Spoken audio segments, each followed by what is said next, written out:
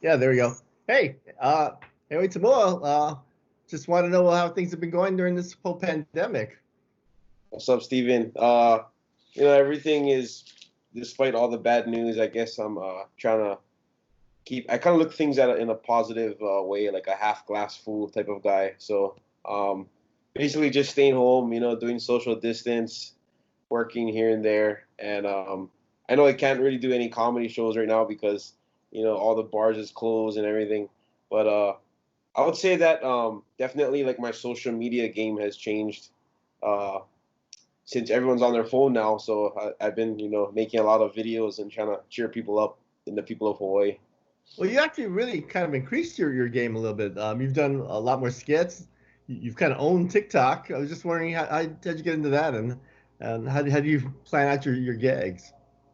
Yeah, yeah. Like I said, like I couldn't get on stage, so I was Yeah. trying to think like, oh, am I just not gonna do anything since one part of my life is being taken away due to the pandemic. So I decided to, make some skits about, our current events, like I did like some toilet paper stuff or stuff with David Ige, and then I just find what's relatable, and it kind of blew up, and then TikTok is perfect for that too because it's, short snippets, Yeah. not too much long like YouTube videos, but a little bit shorter than that, and yeah, it really taken off. It really took off, and I'm just excited and happy that happened, and it's fun, I enjoy doing it. Yeah, I love some of the stuff you were doing with it too. That was kind of cool with the especially with the high school nicknames and what they do. Yeah, there's what your high school says about you. I just Yeah. started doing like the private schools, and then Huh. and then that kind of blew up, and everyone's like, "Oh, you got to do more. You got to do all these schools." And then I did about like 24 schools, I think. Yeah. But What was then the hardest one? the hardest one, Yeah. um, probably the ones that I don't really know about, like Marino or Radford. What do you mean Uh, Marino? Marino's what you said your parking lot, Put Pano's parking yeah, lot. yeah, yeah. I just yeah, but I had to do some digging for that, or even what is it like? People have been asking to do like Pro City or IAEA and all that, but I don't really know too much about those schools yet. But the small schools is usually tough. But everyone, I gotta try to do everybody so no one feels left out. Well, you did a good one, and you just kept going in. And what's the reaction been to those? It was all good, like because I can understand if people got heated about it because I'm pretty much putting down their school. But since I did almost every school, everyone's like, Yeah. "Oh, it's okay. He's teasing everybody. It's fine. It's not just one school." So I mean, it's all playful and it's just something to laugh at. But they are kind of true too, so that's why it's funny. I love your skits too. The way the things you've been doing, and it looks like a lot of different camera work and things like that to do those. It doesn't sound like easy, and but it's good to see you're a different range now. You can do different people, and uh, I Yeah, mean, that's been fun. I do it all on my iPhone. The iPhone camera is wow. good. It's all amazing. But yeah, I film it on my iPhone and then I take like different angles, different cuts, and then I edit it on my laptop. And I just post it from there. But yeah, the iPhone is a great camera actually. A lot of people don't know that, but and it's quick and fast and it's easier that way. So who's helping you? Is there someone helping film too, or just Um, my girlfriend helps me film. She's usually the yeah. cameraman, or usually my friends that get involved sometime too. They help out, and usually if I just have like an idea or if someone has an idea, they'll just tell me, and then we try to film it. But recently, I've been getting like business calls from like Hmm. White Lake Golf Course is saying, oh, if you want to use our golf course, you guys can use it. I got like a couple restaurants telling me, oh, you want to use it, you can just put our name inside, like it's free advertisement, so that's always fun to play with.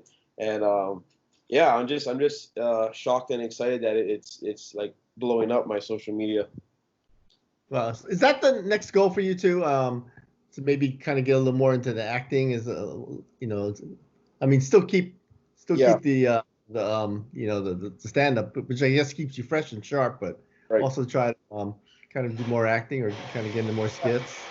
Definitely. A lot of comedians do acting as well. It goes hand in hand, and that's just like a plus for me. Like that's just like extra cherry on top, I guess. Like stand up will always be my thing, but if this opens up acting careers or acting opportunities, and I'm all for it. And and I would love to do that as well. Yeah. Well, have you gotten offers for commercials or anything like that, or? No, not any offers yet, but if anybody's out there, just let me know. You know. Do you have an agent, or you just use your mom? I mean, I'm That would with. be a very intimidating agent. I know. I don't know if I'll get any book with her, but but I have Bliss Models and Agency. I kind of signed with them Okay. like last year. They're I know a bunch of my friends. They just said to do that. They get like they email you a bunch of auditions for commercials and all that, but there hasn't been any because I signed with them like right before the pandemic hit. Uh-huh. So there's nothing right now. But hopefully when all this is over, then things will start opening up. But that's the only people I'm with. So, a lot of times when you're wherever you're working, you kind of tailor your comedy to certain groups or your audiences. What do you do now that when you're using TikTok and all these different things as a worldwide stage? How do you try to tailor your Uh, material? I just do everything like local, like Hawaii stuff. Yeah. People say like, oh, you got to make it universal, but I don't really think I'm doing fine with just sticking to my audience, and that's local people. But there are some like some of them went universal, like the toilet paper dealer one. That one went global, and some companies actually like paid me to sell them that video, and I did that, and so that was pretty awesome. Um, but yeah, my main thing is just stick to they call it like niches, stick Hmm. to niche, and I guess mine is like local people, so I just try to find the local audience, and I'm trying to make everyone to think like, oh, we all know that one local guy who does this. That's my main goal in all my videos, so I try to get that point across. Uh, what's the reaction been like from some people from different? Have you got from like different countries or different parts of Uh, the country that are very un Hawaii like? Well, my sister lives in Colorado, and she said she was at Walmart one time, and then she saw like a random person watching my video on their phone, and it was just a shocking moment. She's like, "Oh my God, that's my brother," and then they're like, "What, for real?" So it's all positive. I never got any negative ones yet, but laughter is universal as well. If you do something funny, people are gonna laugh no matter what the outcome is. So, is it easier now that you can create your own different scenarios and different like that? Is it easier to come up with material or to, I mean, or what's your inspiration a lot of times? Uh, Again, yeah, I get ideas like from my friends or if I come up with things, but I've experienced like writer's block. Everybody has. It's tough. You always gotta since like social media is always quick and the news is always changing. I feel like I gotta be up to date with everything and try to think, oh, what's the next video? What's the next video? But my dad always tells me like, oh, you gotta slow down. Like let them want more. So that's a good strategy too. Just kind of space it out a little bit, but yeah, I just have ideas and I write them down and I try to just portray that on screen. Sometimes it's tough and sometimes I get it like on the first try. Do you carry like a little notebook or something, or just Yeah, I have like what do you scribble on? I got like this notebook. A little notebook, that's a huge one. Yeah, yeah, and Wow. I just write some stuff in here and Ooh. put them all down. But I also write my stand-up stuff in there too, so it's all my ideas and thoughts. Any stuff coming to you like through dreams or anything like that, or? Oh, actually, the what is that one? The Spectrum video. I had that through a dream. The Spectrum cable guy. I was dreaming, and I woke up like early in the morning. I was like, "Oh, we got to do this video." So I guess that I never thought you'd get things in your dream, but it really works.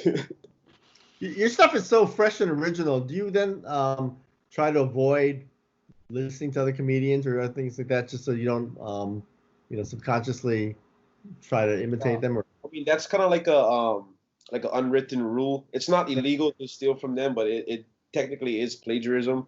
But comedians get mad if you like, especially for stand-up comedians, if you tell the same joke on stage, they don't Mhm. like that. But when I have an idea of a topic, I mean, there's obviously going to be jokes and videos about it because there's so many comedians in the world and so many people trying to make videos. So when I have a topic like the cable guy or whatever, I would search up on like YouTube or Instagram and find like cable videos just to make sure that I'm not copying them, you know, and just to see like, okay, these guys did it this way, make sure I don't do it that way.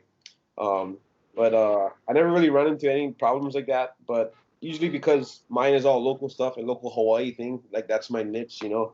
So you're not gonna find another, you know, like a Hawaii comedian doing these professions that I choose. But if there is, I try to like stay away from the same punchlines or jokes they portray. Well, you know, throughout his life, when people saw Don Ho, they'd say, "Hey, start singing Tiny Bubbles." Do people come up to you and say, "Do the McDonald's date joke," or do they ask you to try to create stuff? Or Yeah, I definitely got a lot of recognition in like when I'm in public, like almost like I jog around my neighborhood and there's always like cars like honking at me or they yell out they don't tell me to do things, they just yell out lines from like my skits, like they go like oh Melvin the cable guy, or they say oh he can fix my car, you know, or something like that. But yeah, it's all fun and I love it. It's a cool experience and I'm just happy that it's happening. and finally, I noticed behind you, Richard Pryor.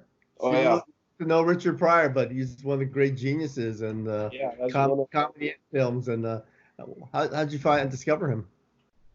I always knew about him. I think he's the best comedian of all time, like Yeah. dead or alive, and he's just one of the comedians that I look up to. Did you listen to some of his old stuff and Yeah, live movies, on the stand-up Sunset stuff? Strip. Stand-up stuff is incredible. Yeah, like live on the Sunset Strip is one of his greatest specials. Um, but yeah, he's just one of the comedians that I look up to because he pretty much changed the style of stand-up comedy. It wasn't really like conversational like how it is today, but ever since he came, he kind of he changed that whole perspective of it, you know. And I think every comedian today is looks up to him, so that's why I got a poster of him. How'd you get a poster of that? That seems I hard. found it online. Found it online. Well, his stuff is great. Just don't ever watch Superman 3 or 4, whatever that thing he was in. That was bad. Yeah, But yeah. everything was genius. Right, right. Well, I just wanted to catch up with you. I'm glad you're doing well, and we look forward to seeing all your stuff online Oh, and thank you. hopefully in person when they open up these bars again. I know. I can't wait. Thank you for your time and thank you for having me here, Steven. Right. Thanks again. Take care. Good luck to you. Peace.